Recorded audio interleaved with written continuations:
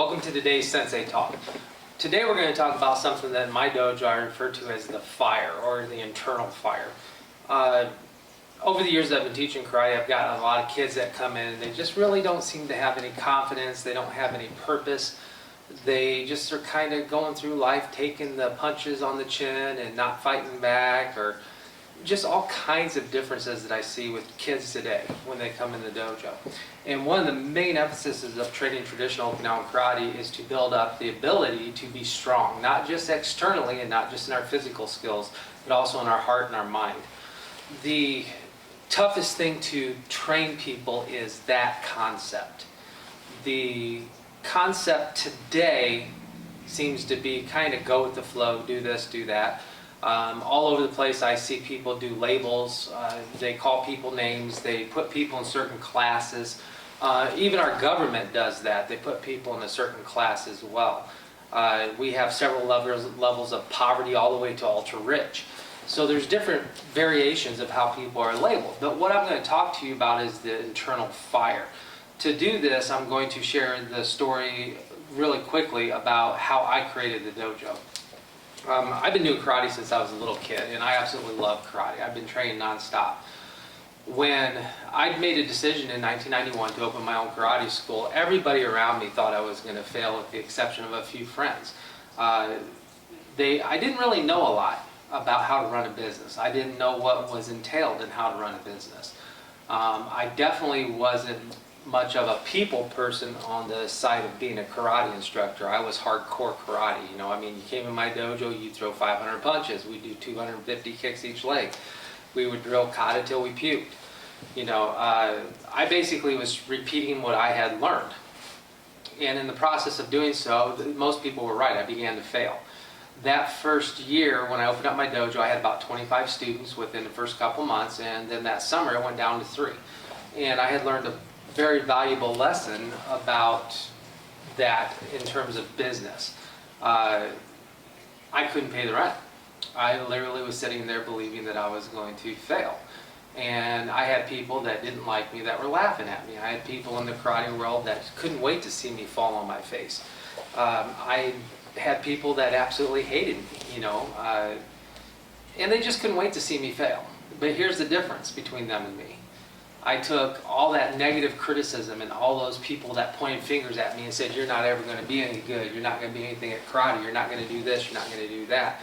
And I turned it into this ball of fire inside myself, and I used it as energy to change me, to stand up, to be strong, and to be able to look them people in the face one day and say, I made it, and I did succeed. That sounds easy, but it's not. It takes a lot of internal fortitude. You have to be willing to fail. You have to be willing to sacrifice. You have to be willing to set clear and decisive goals. If you don't, you will fail. And then you will be exactly what other people want you to be. So in my dojo, that's one of the first things that we set out with the students, is to basically build their fire. I do it with them differently than how I learned it. I learned it by getting it ingrained into me through punches, kicks, throws, hit me around, yell and scream at me, drop me for push-ups. The way that I do it today is I kind of encourage them, and I pick them up if they fall and if they go down. But I don't let them walk through things. I don't let them give up. You know, I encourage them, but I'm not their babysitter either. So I'm not going to babysit a kid. In my opinion, one of the first things that we need to do as karate instructors is we got to be straightforward with our students. You got to be transparent. You have to, this is how it is. This is what I expect. This is clearly what Sensei is looking for, and this is how we're going to achieve that from you. A lot of schools don't do that. They don't. They just, you show up, you go through the moves, and after a while you get a black belt. But in a real karate school, there's more to this than getting a black belt. It's very important that we as karate instructors understand that all those challenges that we face made us stronger for a reason. And then we have to go back and seek that knowledge and understand that knowledge so that we can help students to build that ability as well. I meet a lot of people who get into martial arts and they quit because they start to change and it starts bothering them that they're changing. And right when they're at the edifice of becoming very strong physically, emotionally, psychologically, building that fortitude up, they kind of give up and they quit. And then I see them later and they went right back to where they were, can't make eye contact, looking at the ground, whatever it is. And, and that really hurts my heart. It really breaks my heart because I believe in so many people. But when you come into the dojo, it's important that people understand there are no labels in here. Okay, the belt system some people look at as a label. Well, you're a beginner, you're an intermediate, you're an advanced. No, the belt system is just a grading tool. It tells us what you need to know next. That's all there is in my dojo. Black belt is the beginning of the real training. It's not even, it's just a stepping stone. It's not an expert by any means, So the labels get thrown away. I don't care I don't care what a person's ethnicity is. I don't care what their race is. I don't care what their religion is. I don't even care if they're rich or poor. In my dojo, we're all karate people. We are all here for the same reason, which is to study and learn the art of karate and to improve our lives. That's the entire goal, plus self-defense. Okay?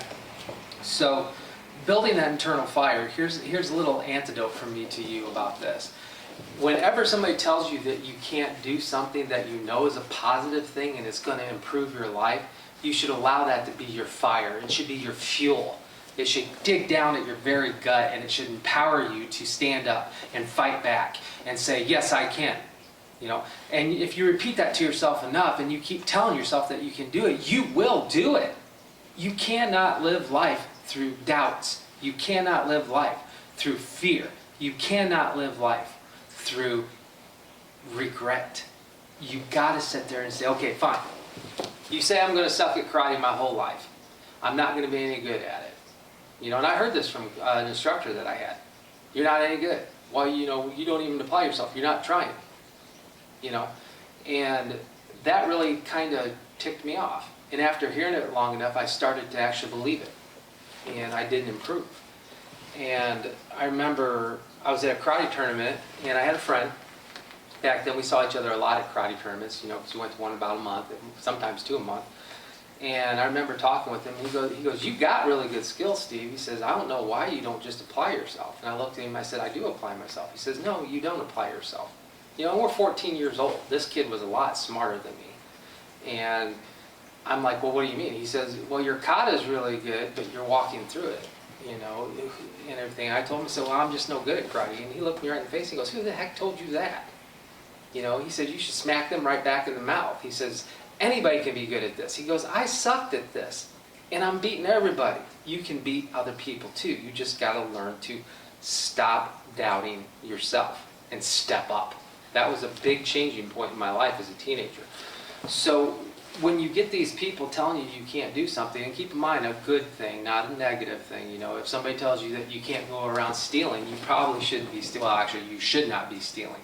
But if somebody tells you you're never going to go to college, you're never going to amount to anything, that should become your fuel. That should become your fire. It should become everything you need, the tools to make yourself not doubt yourself, believe in yourself. And that is very hard to instill in people today. Because everywhere you go, social media, all over the internet, at school, there are labels. And when I was in school, we had labels too. We had our nerds, we had our jocks, we had our druggies, or whatever you want, we called them stoners. But the truth is that anybody could be anything they wanted to be. Some of those kids that were labeled as stoners, they're very successful today.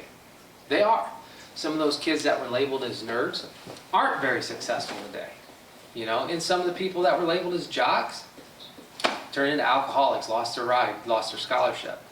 And some of the people that weren't expected to ever amount to anything have become wonderful parents with beautiful families and great jobs and careers and wonderful houses. It's all about what you do in life that matters. It's not about what you're labeled as. It's not. Years ago, this is my final thing, I was in New York City and I went to a seminar that was held in a hood section of the Bronx. And I was nervous about it, because I'd heard all the horror stories about gangbangers and everything else. The guy that did this program, it was an outreach program for youth. And I pulled up and got out of my car, went in to do the seminar, and I'm sitting there, and I actually felt a little out of place because everybody around me, these kids saw violence every day. They saw gunplay every day. They were being forced into being gang members. If they didn't join the gang, it was highly likely that they'd be killed.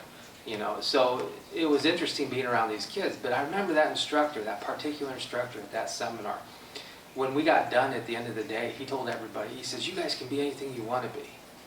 You can be anything you want to be. You're just going to have to do what's necessary now to survive. And when you survive, go out, change your life, become the person that you really, truly want to be. And I was thinking, that makes a lot of sense.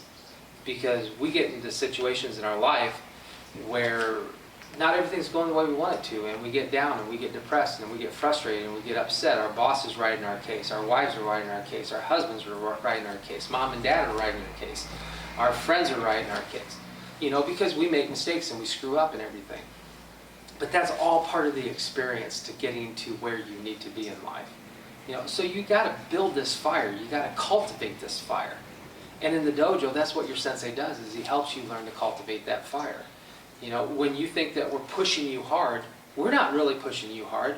We see more in you than what you see in yourself, and we're trying to help you realize that. Okay? I have an old saying in the dojo, and my students have heard me say this many times, and it's, you will quit karate before your sensei will ever quit on you. And that is the truth. I've had many students quit karate and come back to karate, and quit karate and come back to karate, and I've never given up on them. I've never quit on them. I will always be here for them as long as God allows me to do so, to be on this earth. And I will do whatever is necessary, and I will make the sacrifices that are necessary to keep the dojo here, so when they return, it's available to them. Your sensei is here for a purpose, to teach you karate. And that teaching involves breaking your character to rebuild you and make you stronger, to make you wiser, to make you faster, to make you better, to build you up so you have a solid fortitude, to invest in rekindling and growing and shaping that internal fire of success. And that's what we do in karate, and that's what's important in karate. Today, yes, I understand that there's a lot of different types of martial arts out there, and a lot of schools out there. In some schools, the parents just keep dishing out the money and the kids keep getting the belts, and I hear it from them. Well, my kid didn't really get pushed. He just kept showing up, and then he went through the test, and he did this and this, and he didn't really get a test. He just kind of went through the moves, That's your decision as a parent. That's your decision as a karate student. That's your decision as an adult, the type of school that you join. But if you're looking for that school and you're looking for that way to really truly improve your life or your child's life, you got to find an instructor who's not afraid to allow the child to fail or allow you to fail. They got to be willing to flunk a student. And I've flunked plenty over the years on belt exams, okay? But I don't quit on them. If I flunk you, I'm going to tell you what you need to fix, and then I'm going to help you fix it, and we're going to make you better and stronger and build you up.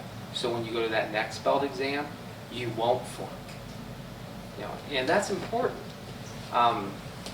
In closing, the biggest thing I can tell you about this internal fire is that you got to allow all the negative things in your life to not become something that holds you down. You got to allow it to become this fire that builds up inside of you and gives you strength and focus and determination and drive. And you look forward and you say, you're wrong, you're wrong, you're wrong, I'm right, because it's my life, it's my mind, it's my body, it's my heart, it's my soul. And I will put it into what I need to put it into to get to where I need to be. You've got to quit expecting people to hand you things. You don't deserve nothing in life. You've got to work for it. And that is something that is vital to becoming the person that you could be, instead of sitting back and waiting for it to happen. Anyway, that's my Sensei talk for the day. I hope you guys enjoyed it. If you ever got any questions, feel free to hit me up at the dojo, Fran's Karate, Auburn, Indiana, Fran's Karate, Bryan, Ohio, info@franskarate.com. We have Facebook pages too. I look forward to see you guys in class, and I hope that this kind of hit a level with you guys, and I hope you got something of value out of it. Once again, like I say in the dojo, I'm not here to tell you how to live your life. I'm just here to share my life with you and see if you get something of value out of it. We'll talk to you guys later.